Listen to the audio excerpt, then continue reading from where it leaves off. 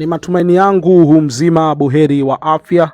Karibu kwenye update za kimichezo. Hii hapa ni LK Plus. Kubwa ambalo nataka nikusogezee siku ya leo hii hapa ni kuhusiana na winga wa Azam FC Suleiman Idi Nado. Taarifa ikufikie kuwa itapofika mwisho wa msimu huu hapa 2025-2026 mchezaji huyo atakuwa free, na kwa sasa vilabu mbalimbali vimemtolea macho ili kupata huduma yake, lakini klabu ambayo imeonyesha nia haswa ni Dar es Salaam Africans. Pia wanahitaji huduma yake na wanataka kuboresha kikosi chao. Kama unavyojua Dar es Salaam Africans msimu huu hapa wamestruggle sana, so moja kati ya mchezaji wanamhitaji ni Idi Suleiman Nado. To me, Idi Suleiman Nado ni mchezaji mzuri sana wa kutengeneza nafasi, so kama kweli Dar es Salaam Africans watafanikiwa kupata huduma yake, basi wataongeza mtu mwingine muhimu sana kwenye winga ya kushoto na kulia, typical winga yule ambaye anaweza kuwasaidia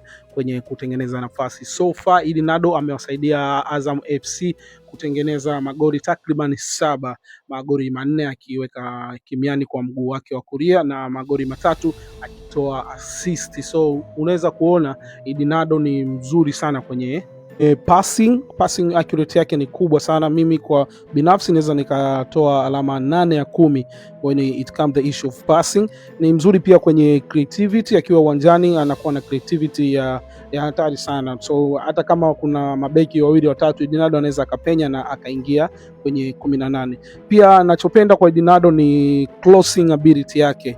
Mimi ninaweza nikamrate out of 10, naweza nikampa 8. Pia ana uwezo mkubwa sana wa kupiga cross zile hatari, na kama unavyoona hizo assist zake hizo ambazo nimekutajia ambazo amezitoa msimu hapa, moja ya hizo assist sio tu kwa kupiga pass, basi zingine ni cross. Na kingine ambao strength yake kubwa naweza nikampa Idi Nado ni ile dribbling ability. Naweza nikampa 7.5 out of 10. So unaweza kuona ni mchezaji wa aina gani. Lingine kwenye finishing, Idi Nado ni mzuri sana, ile wanaita nini, kuingia ndani. So ana ile cheating, anaweza kuwa cheat mabeki na kuingia ndani na kupiga.